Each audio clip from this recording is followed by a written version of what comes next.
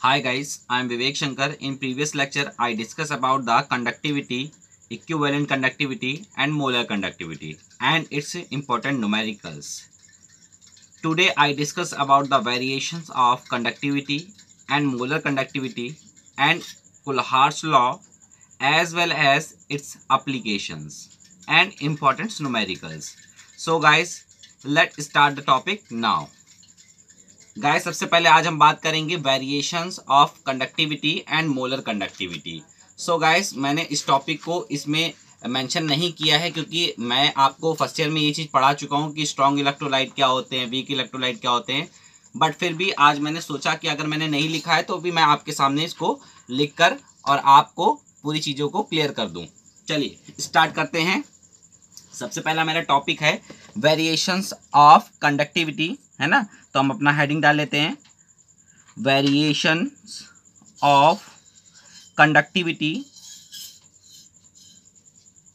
And molar conductivity. Molar conductivity, है ना। तो क्या वेरिएशंस होते हैं, कैसे वेरिएशंस होते हैं, उनके बारे में आज हम लोग जानते हैं। Conductivity and molar conductivity of ionic solution depends upon the two factors. First is nature of electrolyte and second is the concentration. मतलब जो कंडक्टिविटी होती है या मोलर कंडक्टिविटी हो वो दो फैक्टर्स पे डिपेंड करती है। पहला होता है आपका नेचर ऑफ इलेक्ट्रोलाइट, है ना। इलेक्ट्रोलाइट का कैसा नेचर होता है ये किसके ऊपर डिपेंड करती है। दूसरा जो होता है वो होता है कंसंट्रेशन। क्या होता है बेटा, कंसंट्रेशन। कंसंट्रेशन के ऊपर भी डिपेंड करती है। तो ये जो वेरिएशन होता है कंडक्टिविटी या मोलर कंडक्टिविटी का, ये दो जो पॉइंट हैं उनके ऊपर डिपेंड करता है, दो फैक्टर के ऊपर डिपेंड करता है। पहला होता है आपका नेचर ऑफ इलेक्ट्रोलाइट, दूसरा होता है कंसंट्रेशन। तो गाइस सबसे पहले हम लोग बात करते हैं अपने फर्स्ट टॉपिक की, यानी फर्स्ट जो मेरा टॉपिक है nature of electrolyte. Nature of electrolyte की अगर बात करते हैं तो है ना, इलेक्ट्रोलाइट हमेशा आपके दो प्रकार के होते हैं। तो पहले हेडिंग डाल लेते हैं, nature of electrolyte. Nature of electrolyte. So guys nature of electrolyte जो आपको मैंने बताया, दीज आर टू टाइप्स। तो मैं यहां लिख सकता हूं दीज आर टू टाइप्स। ठीक है गाइस, दो प्रकार के होते हैं ये, दो प्रकार के मतलब दो टाइप्स के होते हैं आपके। अब इसमें दो प्रकार कौन कौन से होते हैं। पहला होता है आपका स्ट्रॉन्ग इलेक्ट्रोलाइट। क्या होता है, स्ट्रॉन्ग इलेक्ट्रोलाइट। सो गाइस पहला होता है आपका स्ट्रॉन्ग इलेक्ट्रोलाइट और दूसरा जो होता है वो होता है बेटा वीक इलेक्ट्रोलाइट। तो पहले हम लोग जानते हैं स्ट्रॉन्ग इलेक्ट्रोलाइट क्या होते हैं। तो आपको गाइस जैसे कि पता है, मतलब ऐसे इलेक्ट्रोलाइट जिनका 100% डिसोसिएशन हो जाता है, मतलब वो अपने जो एक्वा सोल्यूशन होते हैं वो कंप्लीट आयनाइजेशन हो जाता है, 100% डिसोसिएट हो जाते हैं अपने आयंस में या अपने कॉन्स्टिट्यूट पार्टिकल्स में, है ना। 100% क्या हो जाते हैं बेटा, डिसोसिएट हो जाते हैं, टूट जाते हैं। जो ऐसे इलेक्ट्रोलाइट होते हैं वही हमारे स्ट्रॉन्ग इलेक्ट्रोलाइट कहलाते हैं। तो गाइस हम क्या बोल सकते हैं, है ना। तो आप बोल सकते हो ऐसे इलेक्ट्रोलाइट भैया जिनका 100% डिसोसिएशन हो जाता है अपने, है ना, एक्वस सोल्यूशन में, ऐसे इलेक्ट्रोलाइट जो होते हैं वो आपके स्ट्रॉन्ग इलेक्ट्रोलाइट होते हैं। और स्ट्रॉन्ग इलेक्ट्रोलाइट के लिए हमेशा जो डिग्री ऑफ डिसोसिएशन होता है, इट मीन्स अल्फा जो होता है वो हमेशा बेटा 1 होता है। कितना होता है, हमेशा 1 होता है। तो बेटा हमारे लिए स्ट्रॉन्ग इलेक्ट्रोलाइट कौन कौन से होते हैं पहले वो देख लेते हैं। स्ट्रॉन्ग इलेक्ट्रोलाइट हमारे लिए होते हैं HCl, H2SO4, है ना, NaOH, साथ ही साथ KOH, है ना, NaCl, है ना, KCl, है ना, KBr, ETC। ये सब हमारे लिए क्या है, स्ट्रॉन्ग इलेक्ट्रोलाइट हैं गाइस। क्या है हमारे लिए, है ना, ETC are strong electrolyte. So guys अगर हम बात करते हैं इलेक्ट्रोलाइट की, तो आपने बता दिया कि भाई HCl, H2SO4, मतलब ऐसे मतलब सिंपल सी अगर लैंग्वेज में बात करें कि ऐसे इलेक्ट्रोलाइट जिनका 100% डिसोसिएशन हो जाता है अपने एक्वस सॉल्यूशन में, ऐसे इलेक्ट्रोलाइट हमारे क्या कहलाते हैं, स्ट्रॉन्ग इलेक्ट्रोलाइट कहलाते हैं। क्या कहलाते हैं, स्ट्रॉन्ग इलेक्ट्रोलाइट। तो ये बात आप लिख भी सकते हो, किस टाइप से लिख सकते हो, पॉइंट बाय पॉइंट आप क्या कर सकते हो, इस पॉइंट को आप लिख भी सकते हो। किस तरह से पॉइंट आप बना के लिख सकते हो, आपको जैसा भी पॉइंट बनाना है उस पॉइंट बना के आप लिख सकते हो। क्या लिख सकते हो, they are almost 100% dissociate in aqua solution. भाई एक पॉइंट ये हो गया आपका, तो इसको भी लिख लीजिए, दे आर ऑलमोस्ट, लिख लीजिए, दे आर ऑलमोस्ट 100% डिसोसिएटेड। क्या लिखोगे बेटा, डिसोसिएटेड, है ना, इन एक्वस सोल्यूशन, क्या लिखोगे बेटा, इन एक्वस सोल्यूशन। तो ये अपने एक्वस सोल्यूशन में 100% डिसोसिएट हो जाते हैं। और साथ ही साथ ये भी रखिएगा ऑल द कंसंट्रेशन, है ना, एट ऑल द कंसंट्रेशन, किसी भी कंसंट्रेशन में हो वो हमेशा 100% डिसोसिएट हो जाएंगे। तो ये पॉइंट आगे जरूर जोड़ दीजिएगा, at all the concentration, concentration, ठीक है। और आपको पता होना चाहिए and have high value of molar conductivity and conductivity, और जो इनकी वैल्यू होती है कंडक्टिविटी या मोलर कंडक्टिविटी की, वो क्या होती है, बहुत ज्यादा होती। तो आप इसको भी आगे बढ़ा के लिख सकते हो, किस तरह से लिख सकते हो, and have high value of molar conductivity and conductivity. ठीक है गाइस, तो आपको क्लियर हो गया कि आपका स्ट्रॉन्ग इलेक्ट्रोलाइट क्या होता है ना। तो आपका पहले तो जो आप बात करना चाह रहे हो, जिस टॉपिक पे मैं बात कर रहा हूं, वो है variation of conductivity and molar conductivity. तो कंडक्टिविटी और मोलर कंडक्टिविटी में वेरिएशन कैसे आता है, तो बेटा उसके लिए दो फैक्टर काम करते हैं। पहला होता है नेचर ऑफ इलेक्ट्रोलाइट, दूसरा होता है कंसंट्रेशन। तो नेचर ऑफ इलेक्ट्रोलाइट अभी हम लोग क्या कर रहे हैं, पढ़ रहे हैं। नेचर ऑफ इलेक्ट्रोलाइट में अगर हमारा स्ट्रॉन्ग इलेक्ट्रोलाइट होगा तो जाहिर सी बात है कंडक्टिविटी और मोलर कंडक्टिविटी दोनों बढ़ जाएंगी। और जो आपको पहले पता है स्ट्रॉन्ग इलेक्ट्रोलाइट कौन कौन से होते हैं, वो भी मैंने आपको क्लियर कर दिया कि भाई स्ट्रॉन्ग इलेक्ट्रोलाइट ऐसे इलेक्ट्रोलाइट होते हैं जिनका 100% डिसोसिएशन हो जाता है अपने एक्वस सॉल्यूशन में एट ऑल द कंसंट्रेशन, किसी भी कंसंट्रेशन में हो। ठीक है, तो मैंने आपको पॉइंट वाइज लिखा भी दिया। अब बात करते हैं हम लोग अपने वीक इलेक्ट्रोलाइट के बारे में। किसके बारे में बात करते हैं, वीक इलेक्ट्रोलाइट के बारे में, है ना गाइस। किसके बारे में बात करते हैं, वीक इलेक्ट्रोलाइट के बारे में बात करते हैं। तो वीक इलेक्ट्रोलाइट क्या होते हैं बेटा, दे आर फीबली आयनाइज, मतलब बहुत कम आयनाइज हो जाते हैं जो वाटर में,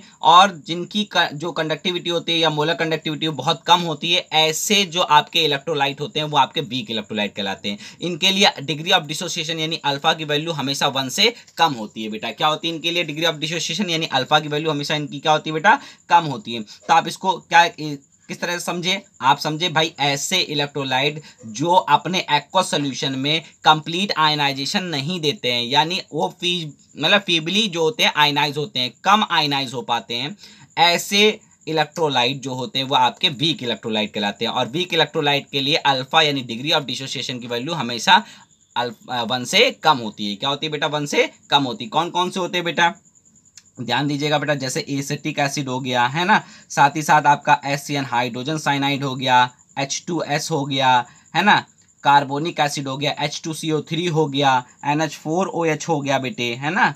तो ये ETC ये क्या है, ये वीक इलेक्ट्रोलाइट है ना। तो आप लिख सकते हो ETC are weak electrolyte, weak electrolyte. So guys ये बात क्लियर हुई वीक इलेक्ट्रोलाइट क्या होते हैं। अब इनका पॉइंट भी लिख लीजिए, मैंने जैसे बताया है ना, दे आर फीबली या लेस आयनाइजेबल। ठीक है, तो आप लिख सकते हो दे आर फीबली, है ना, आयनाइजेबल या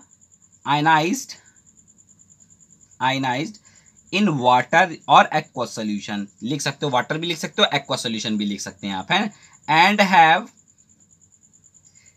have low value of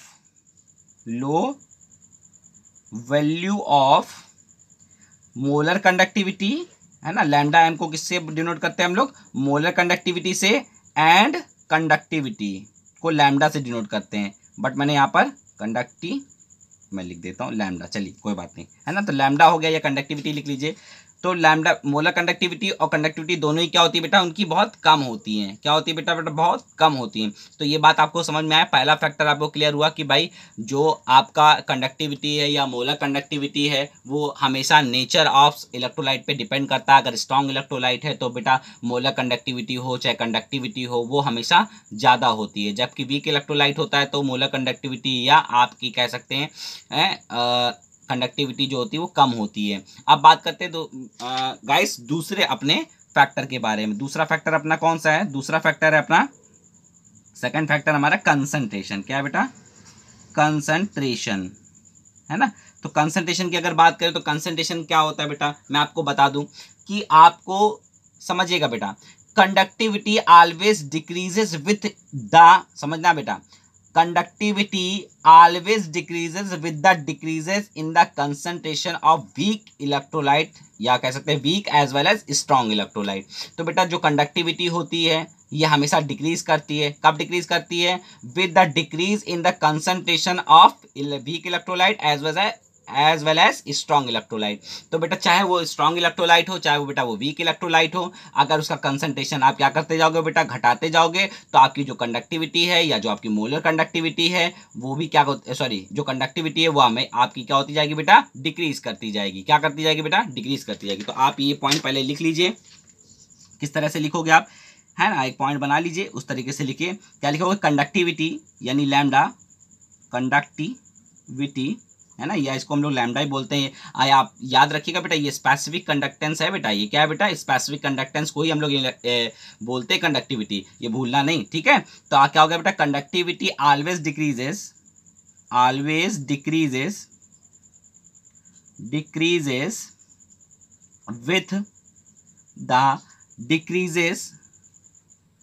with the decreases in concentration of weak as well as strong electrolyte, ठीक है। और दूसरी लैंग्वेज में आप क्या कह सकते हो, है ना, और we can say that conductivity decreases with dilution. और दूसरी लैंग्वेज में क्या बोल सकते हो?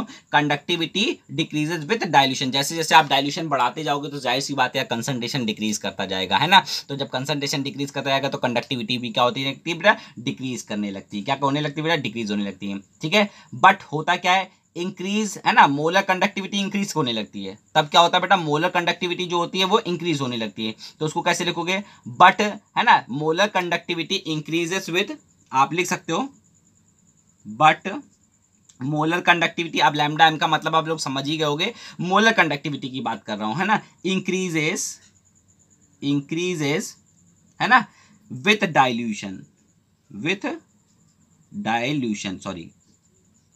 डाइल्यूशन, ठीक है। क्या होता है बेटा?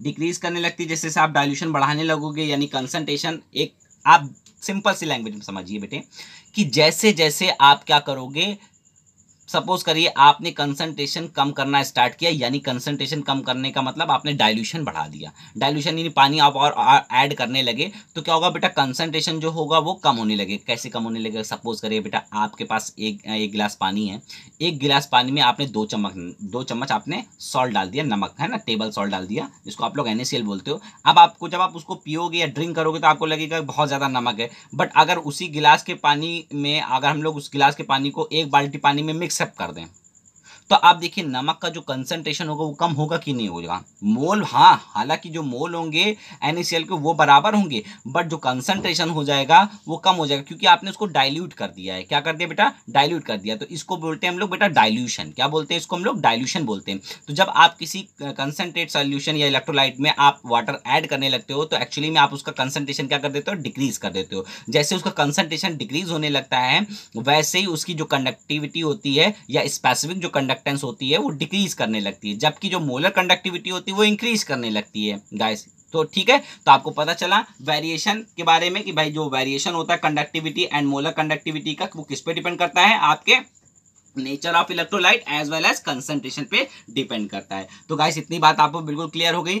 अब ये जो वेरिएशन हम लोग मेजर करते हैं ये हम लोग डीबे-हक्कल इक्वेशन से करते हैं। किससे करते हैं बेटा? डीबे-हक्कल इक्वेशन से करते हैं। अच्छा बेटा, डीबे-हक्कल इक्वेशन क्या होती है मैं आपको यही बता देता हूँ, जबकि मैंने आगे वाले पेज पे उस चीज़ों को डिटेल में बताने की कोशिश भी की है। डीबे-हक्कल जो इक्वेशन होती है वो आपकी क्या होती है, आपको हमेशा याद रखना है, उसको भूलना नहीं है, ठीक है। तो डीबे-हक्कल इक्वेशन होती है आपकी lambda is equal to lambda not minus, है ना, ए इंटू रूट कंसंट्रेशन, है ना, ये होती है आपकी डीबे-हक्कल इक्वेशन। बट हमें क्या करना है, पहले तो हम ये जान ले भाई लैम्डा क्या होता है या लैम्डा नॉट क्या होता है, लैम्डा इन्फिनिटी क्या होता है, पहले इसके बारे में जान लेते हैं, फिर हम आगे की चीज़ों को डिस्कस करते हैं। गाइज ये आपने लिख लिया है तो आपके लिए अच्छी बात है। और क्योंकि मैंने इसको इसमें मेंशन नहीं किया था, उसका एक रीज़न था, क्योंकि मैं इन चीज़ों को ना पहले ही डिस्कस कर चुका था आपके साथ। मैंने सोचा आपको आता होगा, बट फिर ख्याल आया कि नहीं, आप तो, मुझे तो ऐसे पढ़ाना है कि आपको बिल्कुल, क्योंकि ऑनलाइन क्लासों में बहुत सी सारी ऐसी चीज़ें होती हैं जो समझ में नहीं आती हैं। देखो बेटा, एक चीज ऐसा होता है कि जब कोई पढ़ा रहा होता है तो उसके एक्सप्रेशन का बहुत इंपॉर्टेंस होता है, बट यहाँ पर मेरे साथ क्या है, आप मेरे एक्सप्रेशन को मेजर नहीं कर सकते हो, बट अगर मेरी लैंग्वेज पे अगर आप गौर करेंगे ना तो आप मेरी सारी हरकतों को पहचान जाएंगे कि मैं किस तरह से बिहेव कर रहा था पढ़ाते समय, ठीक है। तो वो चीज़ आपको थोड़ा सा महसूस करने में थोड़ा सा टाइम तो लगेगा, बट गाइस आपको क्या करना है, आपको अच्छी तरह से मेरे साथ पढ़ते हुए चलना है, ठीक है। चलिए आगे बढ़ते हैं, जानते हैं कंडक्टेंस एट इनफिनाइट डाइल्यूशन। पहले तो ये बात कर लेते हैं कंडक्टेंस एट इनफिनाइट डाइल्यूशन होता क्या है ना। तो जैसा कि आपने बताया कंडक्टेंस एट इनफिनाइट डाइल्यूशन का क्या मतलब है, ये बार बार देखो इसका मैं पॉइंट क्यों ले रहा हूँ या इसको क्यों डिस्कस करने के लिए मैंने आपके सामने रखा है, क्योंकि बेटा हर एक क्वेश्चन जब आप इसके सॉल्व करोगे तो बोलेगा इनफिनाइट डाइल्यूशन, लिमिटिंग, आप लिमिटिंग कंडक्टेंस निकालिए, है ना, मैक्सिमम कंडक्टेंस निकालिए। तो बेटा आपको लैंग्वेज में ट्विस्ट एंड टर्न वो बेटा ऐसे शब्दों को या ऐसे वर्ड का यूज करता है जिससे आपका जो क्वेश्चन में ट्विस्ट एंड टर्न आ जाता है। तो आपको अगर वो चीज पता होगी तो आप उस ट्विस्ट एंड टर्न को आसानी से पहचान जाएंगे और आपकी जो प्रॉब्लम्स होगी उसको आप आसानी से या इजीली वे में उसको आप क्या कर लोगे, सॉल्व कर लोगे। तो गाइस क्या होता है conductance at infinite dilution, the maximum conductance of any electrolyte, the maximum conductance of any electrolyte is known as conductance of infinite dilution. कहने का मतलब उसका ये है कि किसी भी इलेक्ट्रोलाइट की जो भी मैक्सिमम कंडक्टेंस होती है, मतलब कोई भी आपका इलेक्ट्रोलाइट हो, NaCl हो, एसिटिक एसिड हो, H2SO, मतलब कोई भी इलेक्ट्रोलाइट हो, जो उसकी मैक्सिमम कंडक्टेंस होती है वही कहलाती है कंडक्टेंस ऑफ इनफिनाइट डाइल्यूशन। क्या कहलाती है, कंडक्टेंस ऑफ इनफिनाइट डाइल्यूशन कहलाती है। तो गाइस जो मैक्सिमम कंडक्टेंस होती है उसको हम लोग लैम्डा, है ना, इनफिनाइट से शो करते हैं। किससे शो करते हैं, लैम्डा इनफिनाइट से। तो हमने आगे लिख भी रखा है, लैम्डा इनफिनाइट का मतलब होता है मैक्सिमम कंडक्टेंस, जबकि लैम्डा नॉट का मतलब होता है लिमिटिंग कंडक्टेंस। क्या होता है बेटा, लिमिटिंग कंडक्टेंस, ठीक है। तो आप देखिए जो मैंने आपको वो पॉइंट यहाँ पर क्लियर किया था ना, variation of conductivity and molar conductivity, तो मैंने बताया था वेरिएशन ऑफ कंडक्टेंस ऑफ, है ना, कंडक्टेंस या स्पेसिफिक कंडक्टेंस ऑफ इलेक्ट्रोलाइट। ये जो होता है ये हम लोग डीबे-हक्कल इक्वेशन से क्या करते हैं, इसको निकालते हैं। डीबे-हक्कल इक्वेशन आपको एक्चुअली याद रखना है, इसका डेरिवेशन आपसे कभी पूछा नहीं जाएगा क्योंकि ये आपके सिलेबस का पॉइंट ऑफ व्यू है ही नहीं, जबकि मगर फिर भी मैं आपको इसका फॉर्मूला पता होना चाहिए कभी कभी, क्योंकि आपके में आप क्या होता है जब आप न्यू पैटर्न जो चालू हो गया है उसमें आपको 20 क्या देता है, ऑब्जेक्टिव क्वेश्चन देता है। तो उसमें इस टाइप का क्वेश्चन पूछ सकता है कि which of the following is Debye Hückel equation. तो आपको अगर फॉर्मूला याद है या आपने इक्वेशन याद कर रखी है तो आप आसानी से उसको आंसर दे सकते हो। तो एक्चुअली होता है क्या है, lambda is equal to lambda not, है ना, माइनस ए, है ना, सी की पावर हाफ। तो ये जो होती है आपकी डीबे-हक्कल इक्वेशन होती है। अब एक्चुअली में जो डीबे-हक्कल इक्वेशन होती है it depends upon the temperature as well as solvent. मतलब ये डीबे-हक्कल इक्वेशन होती है ये दोनों पर डिपेंड करती है, टेम्परेचर हो चाहे, है ना, temperature as well as solvent, यानी दोनों पे ही ये डिपेंड करती है। मतलब सॉल्वेंट के नेचर पे भी डिपेंड करेगी और टेम्परेचर पे भी डिपेंड करती है। तो गाइस मैंने देखिए इस तरीके से ग्राफ भी एक बनाया, इस तरीके से देखो ग्राफ के जो क्वेश्चंस आते हैं वो आपके ऑब्जेक्टिव में ही पूछे जाते हैं, ठीक है गाइस। और बोर्ड एग्जामिनेशन में जहाँ तक मुझे बहुत अच्छा आइडिया है कि ये ग्राफिकल जो रिप्रेजेंटेशन होते हैं वो हमेशा ऑब्जेक्टिव में पूछे जाते हैं या 1 मार्क्स के क्वेश्चन में पूछे जाते हैं, ठीक है। तो मैंने उसी टाइप से इसको डील भी किया है। आपसे पूछ लेगा लैम्डा वर्सेस, है ना, रूट कंसंट्रेशन के बीच में आपको ग्राफ प्लॉट करिए। तो कैसा प्लॉट होगा बेटा, स्ट्रॉन्ग इलेक्ट्रोलाइट और वीक इलेक्ट्रोलाइट का। तो स्ट्रॉन्ग इलेक्ट्रोलाइट जो होगा वो क्या करेगा बेटा, इंस्टेंटली क्या करने लगेगा, डिक्रीज करने लगेगा, ठीक है। जैसे जैसे आप उसका कंसंट्रेशन घटाते जाओगे वैसे वैसे उसका जो कंडक्टेंस है वो भी क्या होने लगेगी, घटती जाएगी। जैसे जैसे आप उसका कंसंट्रेशन बढ़ाते जाओगे वैसे वैसे कंडक्टेंस भी बढ़ती जाएगी। जबकि वीक इलेक्ट्रोलाइट में ऐसा नहीं होता है। वीक इलेक्ट्रोलाइट में क्या होता है, वो कर्वेचर नेचर शो करता है। क्या करता है बेटा, कर्वेचर नेचर को शो करता है, जैसा मैंने दिखा रखा है, जो इंस्टेंटली क्या हो रहा है बेटा, डिक्रीज कर रहा है या इंक्रीज कर रहा है। बट ये कैसा आ रहा है बेटा, कर्वेचर आ रहा है। वो ये वीक इलेक्ट्रोलाइट के लिए, ये किसके लिए, स्ट्रॉन्ग इलेक्ट्रोलाइट के लिए। तो आपको दोनों को याद रखना है। अब मैं 2 अलग अलग ग्राफ नहीं बनाता इसलिए मैंने एक ही ग्राफ में आपको समझा दिया। आपको क्या करना है, दोनों अलग अलग ग्राफ बनाइएगा, ठीक है। जैसे मैंने लिखा भी है, variation of conductance of weak electrolyte with concentration. तो जब अगर हम लोग कंसंट्रेशन के बेसिस पे देखें, है ना, तो क्या होता है बेटा, डिग्री ऑफ डिसोसिएशन इज, है ना, इक्वल टू √K/C। तो ये जो फार्मूला होता है इससे हम लोग क्या करते हैं, वेरिएशन को मेजर कर लेते हैं कंडक्टेंस की वीक इलेक्ट्रोलाइट की कंसंट्रेशन से आसानी से, क्योंकि बाई अल्फा है।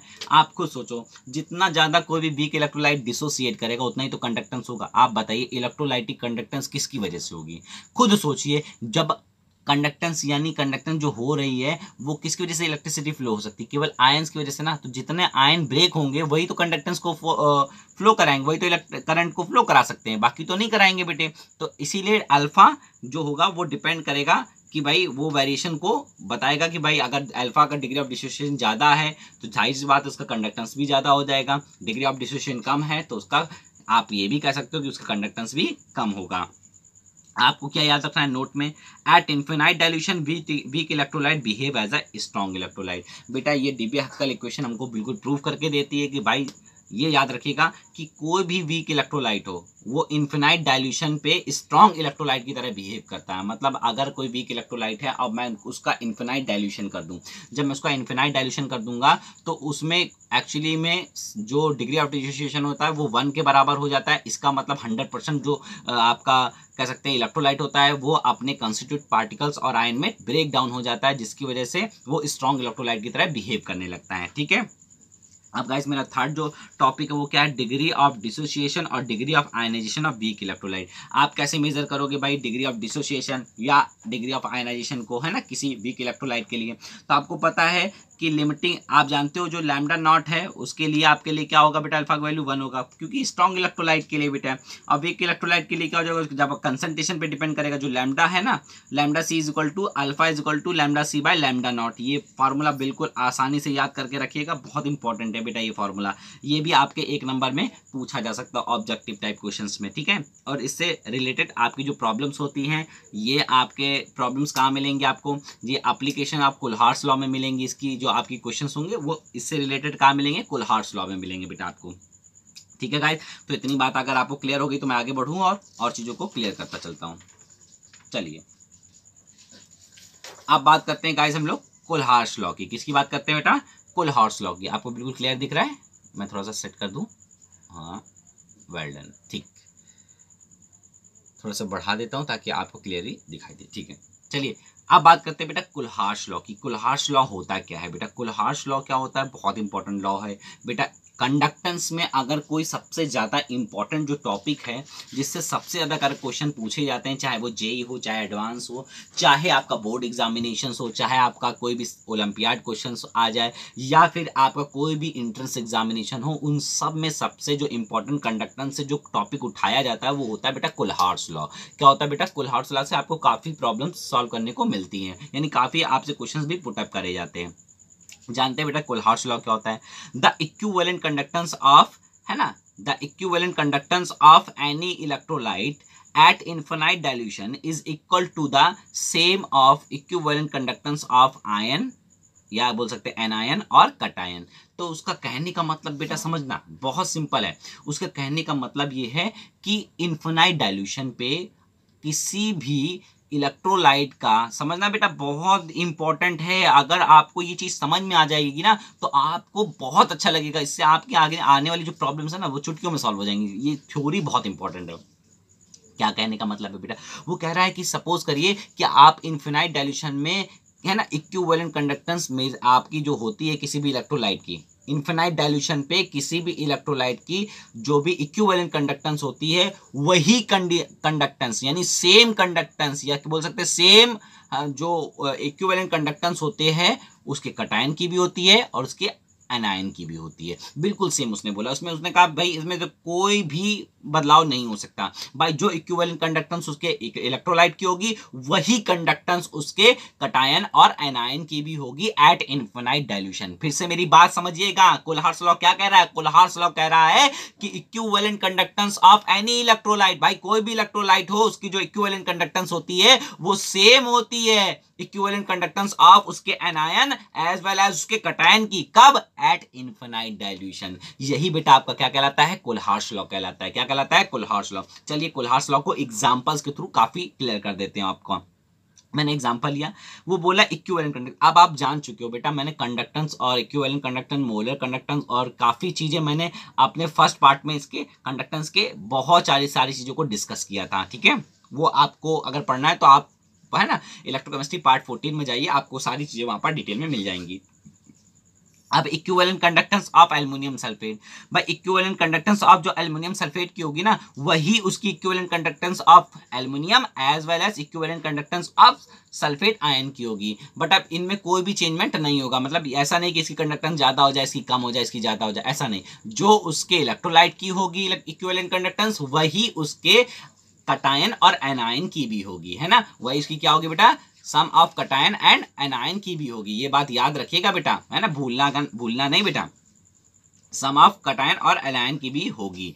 तो ये आप याद रखिएगा, ठीक है। तो अब आपने क्या किया, अब इक्विवेलेंट कंडक्टेंस है, आपको मोलर कंडक्टेंस निकालनी। तो मैं आपको बता दूं, जो आप इक्विवेलेंट कंडक्टेंस निकालते हो, इसमें जो आप कंसंट्रेशन लेते हो, इसमें आप लेते हो नॉर्मेलिटी। क्या लेते हो, नॉर्मेलिटी।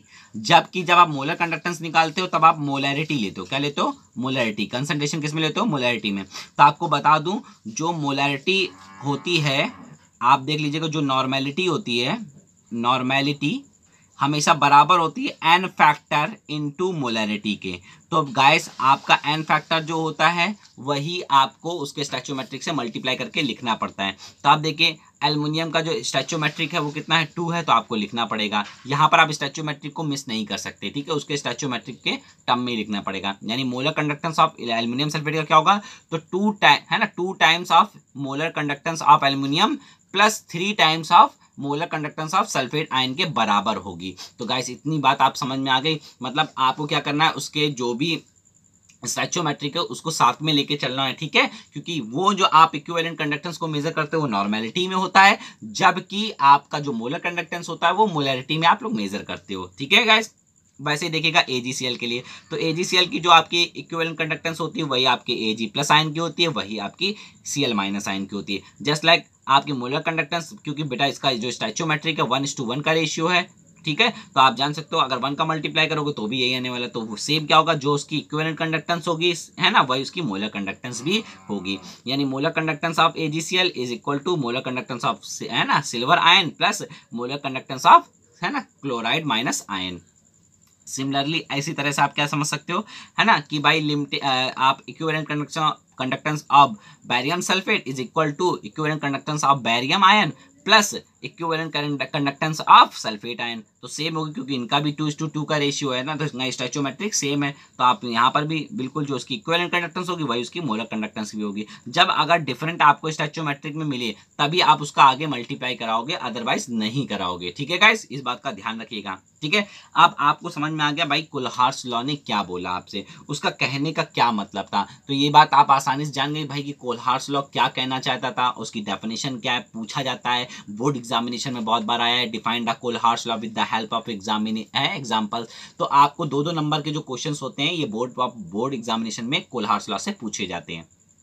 आपसे कभी कभी एप्लीकेशन भी पूछ लेता है कि भाई कोलहार्स लॉ की एप्लीकेशंस क्या है। तो बेटा कोलहार्स लॉ की अब हम लोग क्या करते हैं, एप्लीकेशन की तरफ बढ़ते हैं। तो आपको मैं बता दूं, calculation after the compounds with the help of other compound. इसका क्या मतलब है, इसका मतलब है कि भाई आपके पास कोई कंपाउंड है, आप उसको कैलकुलेट कर रहे हो, तो आप उसकी हेल्प से किसी अदर जो कंपाउंड है उसके बारे में भी आप आसानी से जान सकते हो। किसके थ्रू जान सकते हो, कोलहार्स लॉ के एप्लीकेशन के थ्रू जान सकते हो, है ना। दूसरा क्या बोला, to determine the conductance of unknown compound. मान लीजिए आपके पास अननोन कंपाउंड है, आपको उसकी कंडक्टेंस नहीं पता है, तो आप क्या कर सकते हो, इस फॉर्मूले को अप्लाई करके आप उसकी जो अननोन आपका कंपाउंड है उसकी आप कंडक्टेंस को मेजर भी कर सकते हो या डिटरमाइन भी कर सकते हो। तो गाइस सपोज करिए इसके ऊपर मैंने एक एग्जांपल भी आपको सामने समझाने की कोशिश करी, उसको भी समझिएगा।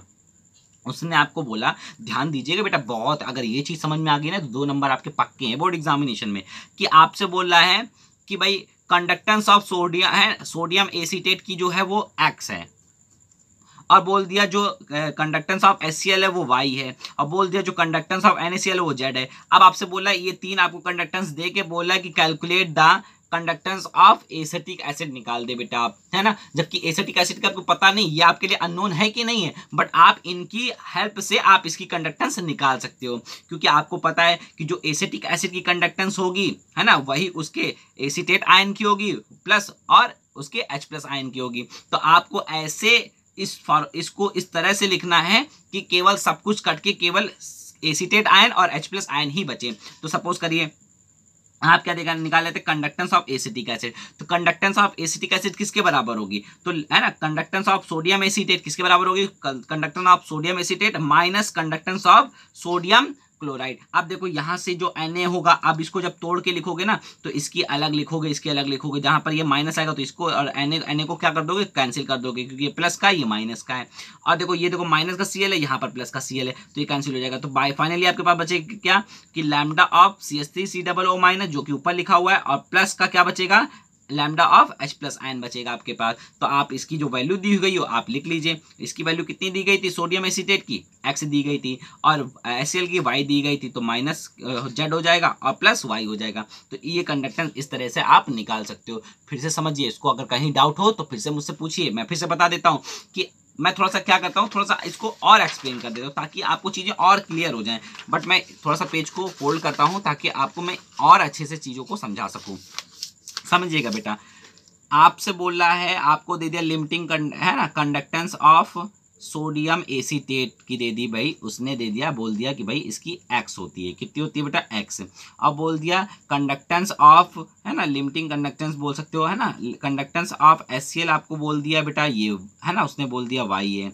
और कंडक्टेंस ऑफ उसने बोला है NaCl जो है वो बोल दिया बेटे आपकी Z है। तो बोल रहा है कि आपको कंडक्टेंस चाहिए। तो अच्छा ये बताइए आपको कंडक्टेंस किसकी चाहिए, आपको कंडक्टेंस चाहिए एसिटिक एसिड की। किसकी चाहिए, एसिटिक एसिड की। तो एसिटिक एसिड की कंडक्टेंस क्या होगी, एसिटिक एसिड की जो कंडक्टेंस होगी, आप बताइए कुल्हार्स लॉ के अकॉर्डिंग जो इसकी कंडक्टेंस होगी वही है ना उसके कटायन और एनायन की भी कंडक्टेंस होगी।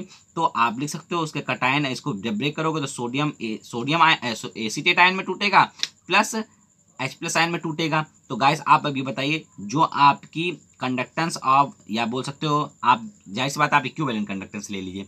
इक्विवेलेंट कंडक्टेंस जो है आपकी एसिटिक एसिड की जो होगी वही आपकी है ना equivalent conductance of acetate ion plus equivalent conductance of H plus ion की तो होगी बेटे। ये बात मानते हो कि नहीं मानते हो, तो यही तो आपने कुल्हार्स लॉ में पढ़ा था।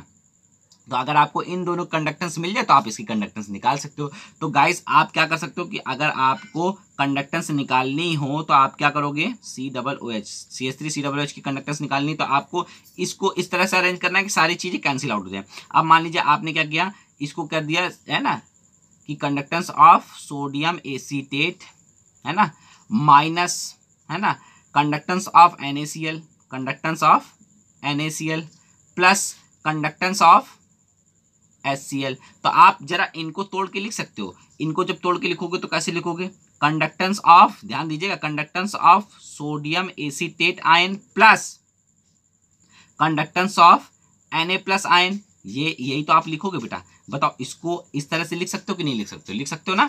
आप फिर क्या लगाया, माइनस लगाया अपना, तो माइनस लगाया आप क्या conductance of Na plus ion है ना, और प्लस यहाँ पर आ जाएगा आपका Cl माइनस, है ना क्या जाएगा बेटा कंडक्टेंस ऑफ Cl माइनस, है ना। तो आप ध्यान दीजिएगा, इसको और खोल लीजिए HCl वाले को, तो ये हो जाएगा conductance of H plus ion plus conductance of Cl minus ion. तो आप देखिए ये प्लस का था ये माइनस का था, कैंसिल हो गया, माइनस प्लस माइनस होता है तो माइनस का Cl और प्लस का Cl कैंसिल हो गया, तो बचा क्या कंडक्टेंस ऑफ H प्लस और कंडक्टेंस ऑफ एसीटेट आयन, यही तो बचा जो कि किसके बराबर था, एसिटिक एसिड के बराबर था। ये बात आप क्लियर हुई कि नहीं हुई बेटे। तो अब इसकी कंडक्टेंस कितनी दी थी, इसकी कंडक्टेंस आपको दे दी थी उसने X, और इसकी कंडक्टेंस NaCl कितनी दी थी बेटा Z, तो हो जाएगा माइनस Z। अब कितनी दी थी प्लस Y, है ना HCl की Y थी, तो ये आपकी कंडक्टेंस निकल के आ जाएगी। बेटे समझ में आया क्वेश्चन। इस तरह से क्वेश्चन को क्या करते हैं हम लोग सॉल्व करते हैं ताकि चीजें हमारे लिए क्या हो जाए बेटा, जितनी आसान हो जाएंगी उतना हमारे लिए आसान पड़ेगा चीजों को समझना। तो आप समझ पाए बेटा किस तरह से हम लोग इसके जो क्वेश्चन होंगे वो सॉल्व कर पाएंगे। अब बात करते हैं बेटा तीसरी जो इनकी एप्लीकेशन होती है वो क्या होती है। अब थर्ड एप्लीकेशन की बात करते हैं।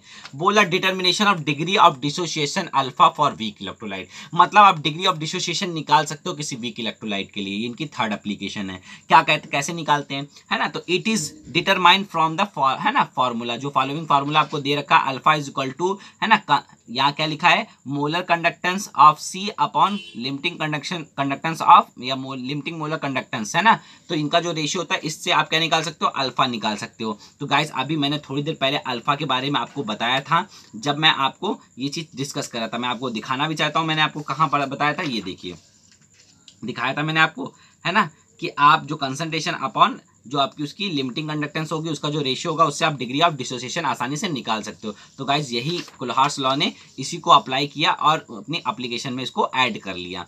तो इससे हम लोग क्या निकाल सकते हैं, डिग्री ऑफ डिसोसिएशन निकाल सकते हैं। किसके लिए निकाल सकते हैं बेटा, वीक इलेक्ट्रोलाइट के लिए। अच्छा याद रखिएगा जो यहाँ आपने लिखा ना लैम्डा CM क्या है बेटा, ए है ना, is the molar conductivity of electrolyte at है एनी कंसंट्रेशन, मतलब किसी भी कंसंट्रेशन पे जो उसकी मोलर कंडक्टिविटी होगी वो क्या है आपका लैम्डा CM है। क्या है बेटा, लैम्डा CM है। जबकि जो लिमिटिंग मोलर कंडक्टेंस है या आप बोल सकते हैं जो लैम्डा नॉट M है is the molar conductivity of the electrolyte at infinite dilution. तो ये इन्फिनाइट डाइल्यूशन पे क्या है, मोलर कंडक्टिविटी है। जबकि वो किसी भी कंसंट्रेशन पे क्या है, मोलर कंडक्टिविटी। जो किसी भी कंसंट्रेशन पे जो मोलर कंडक्टिविटी हो और जो लिमिटिंग कंडक्टिविटी मोलर कंडक्टिविटी हो इन्फिनाइट डाइल्यूशन पे जो उनका रेशियो होता है उसी को हम लोग क्या बोलते हैं, अल्फा। उसी को हम लोग क्या बोलते हैं बेटे, अल्फा। ध्यान दीजिएगा इन दोनों के रेशियो को तो आप अल्फा बोल रहे हो, यहीं से तो आप अल्फा को कैलकुलेट करोगे। ध्यान दीजिएगा इस बात के लिए। Alpha is the degree of dissociation of weak electrolyte at concentration C। जब C पे आप क्या देख रहे हो, डिग्री ऑफ डिसोसिएशन देख रहे हो वीक इलेक्ट्रोलाइट के लिए, वही क्या आपका है अल्फा, है ना। इसको डिग्री ऑफ डिसोसिएशन बोलते हैं बेटा। This formula is applicable only to weak electrolyte. जो ये फार्मूला ये केवल वीक इलेक्ट्रोलाइट के लिए ही वैलिड है, स्ट्रॉन्ग इलेक्ट्रोलाइट के लिए वैलिड नहीं है। तो मैंने आगे लिखा भी इस चीज को कि बिकॉज स्ट्रॉन्ग है ना, इट है this formula is applicable only to weak electrolyte because strong electrolyte are almost completely dissociated. तो वहाँ अल्फा की वैल्यू 1 हो जाती है। तो एट ऑल द कंसंट्रेशन, तो किसी भी कंसंट्रेशन पे हो तो वहाँ पर डिग्री ऑफ डिसोसिएशन अल्फा 1 हो जाता है, इसलिए हम उसको मेजर नहीं करते हैं। ठीक है, ये फॉर्मूला केवल वीक इलेक्ट्रोलाइट के लिए ही वैलिड होता है। तो गाइस इतनी बात मेरी आपको समझ में आई। चलिए और आगे बढ़ते हैं। बोला determination of degree of constant, है ना, यानी केसी ऑफ वीक इलेक्ट्रोलाइट। आप केसी को भी क्या कर सकते हो, डिटरमाइन कर सकते हो, है ना, जिसको हम लोग डिसोसिएशन कांस्टेंट बोलते हैं। क्या बोलते हैं बेटा, डिसोसिएशन कांस्टेंट, है ना, वीक इलेक्ट्रोलाइट के लिए। आप उसको भी मेजर कर सकते हो। किसके थ्रू कर सकते हो बेटा, जो भी आपने कुल्हार्स लॉ पढ़ा ना उसी को ही अप्लाई करके आप उसको भी क्या कर सकते हो, निकाल सकते हो। कैसे निकालोगे, इक्विलिब्रियम जो कांस्टेंट होता है उसको केसी बोलते हो। क्या बोलते हो, इक्विलिब्रियम कांस्टेंट को KC. For the weak electrolyte such as acetic acid and ammonium hydroxide ETC में be calculated from the formula. जो भी फार्मूला होता है उसका क्या होता है, Kc is equal to C alpha का स्क्वायर अपॉन 1 माइनस अल्फा। ये बहुत इंपॉर्टेंट इंपॉर्टेंट क्वेश्चन है बेटा।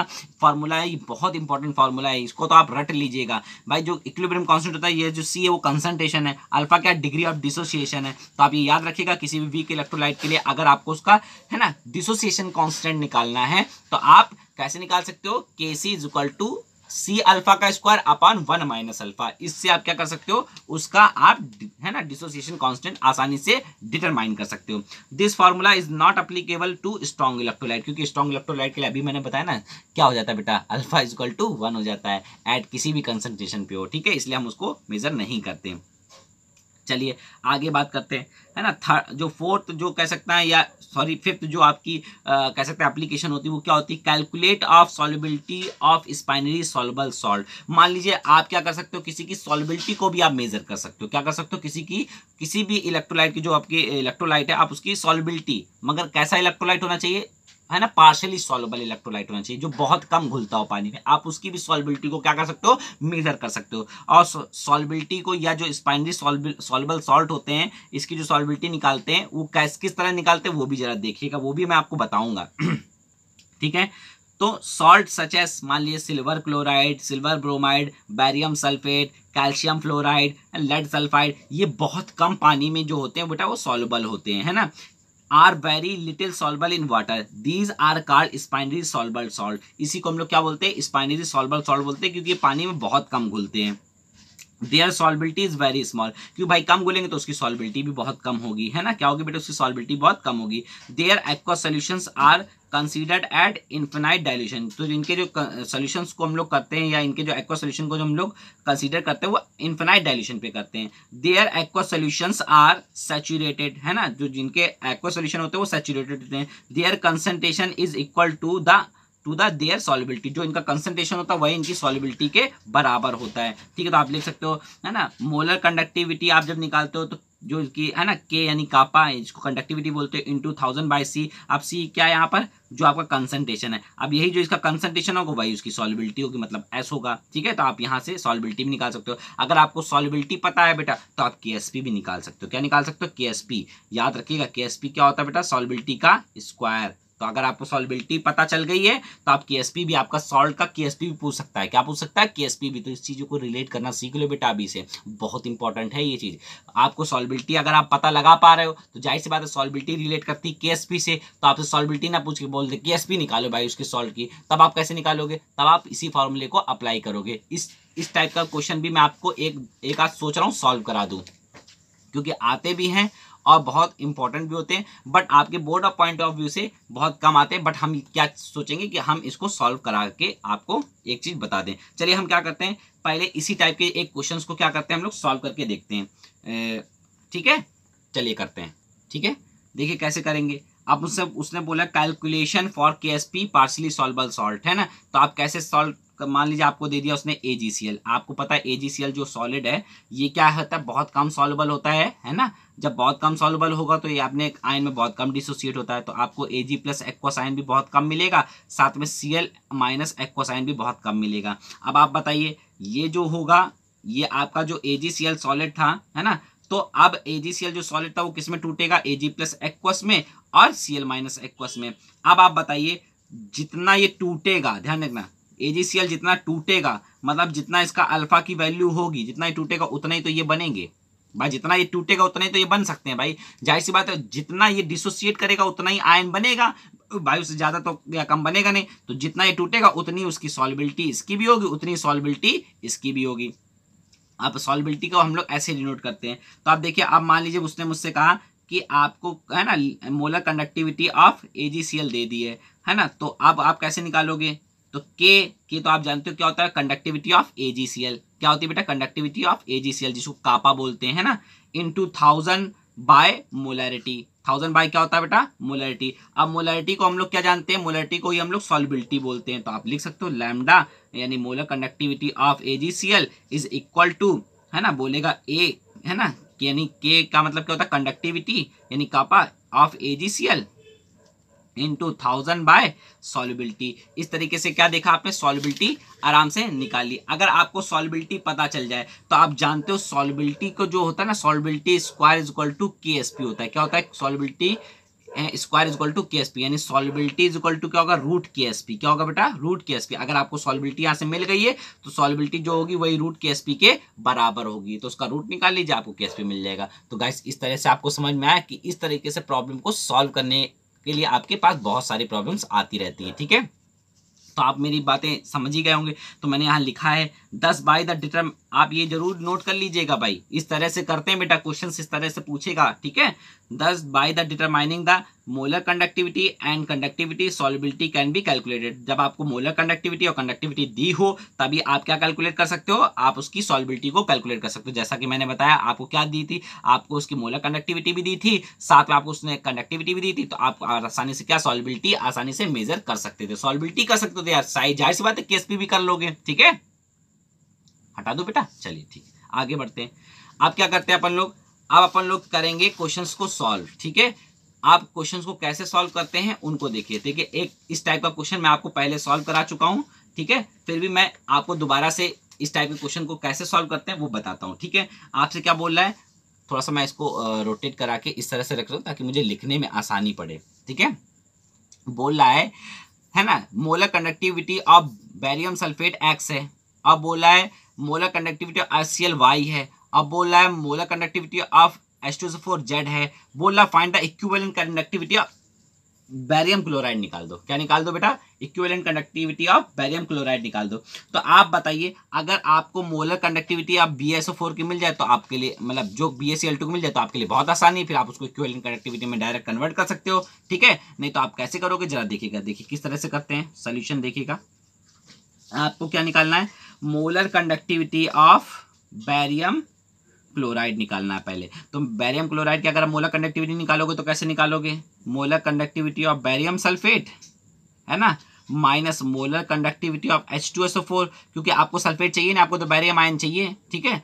और क्या करोगे माइनस, है ना, प्लस क्या कर दो इसमें 2, है ना, molar conductivity of HCl add कर दो। तो आप क्या होगा बेटा, देखो 2 यहाँ पर H प्लस आयन आपको मिल जाएंगे, है ना, प्लस के, और ये 2 माइनस के, तो ये भी कैंसिल हो जाएगा, ये सल्फेट माइनस का, ये सल्फेट प्लस का कैंसिल हो जाएगा, तो Ba आपका बचा और 2 HCl बचा।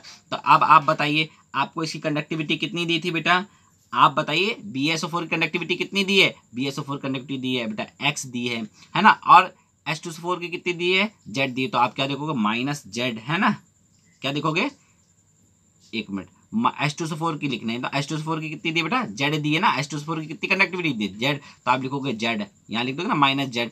अब क्या लिखोगे प्लस, है ना, प्लस 2y, प्लस 2 क्या हो जाएगा बेटा 2y, है ना, ये तो कंडक्टिविटी दी थी आपकी मोलर कंडक्टिविटी। अब आपको क्या निकालनी है, इक्विवेलेंट कंडक्टिविटी। तो इक्विवेलेंट कंडक्टिविटी निकालने के लिए मैंने आपको बताया था कि अगर आपको मोलर कंडक्टिविटी गिवन हो तो इक्विवेलेंट कंडक्टिविटी आप आसानी से क्या कर सकते हो, निकाल सकते हो।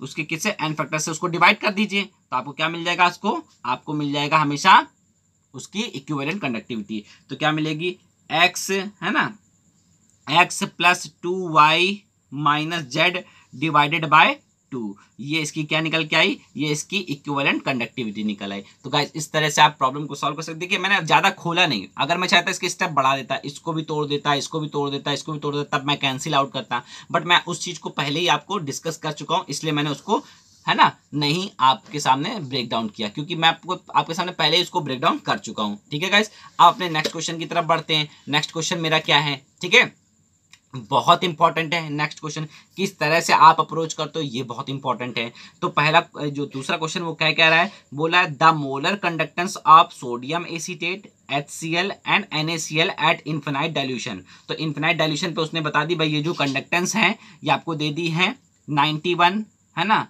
426.16 and 126.45 ohm inverse centimetre square mole या पर मोल बोल सकते हैं। अब बोला calculate molar conductivity of acetic acid को निकालना है। किसको निकालना है भाई, बहुत ध्यान समझिए, क्या निकालना है आपको, मोलर कंडक्टिविटी निकालनी है आपको एसिटिक एसिड की। तो देखिए मैं क्या करता हूँ, आपके सामने इसको कैलकुलेट करता हूँ। चलिए गाइस हम लोग इसको सॉल्व करते हैं, ठीक है, एक दूसरे पेज में सॉल्व करते हैं, ठीक है। अब देखिए आपको क्या दिया है, molar conductance of acetic acid दिए, तो जो दिया है उसे गिवन करके लिख लीजिए।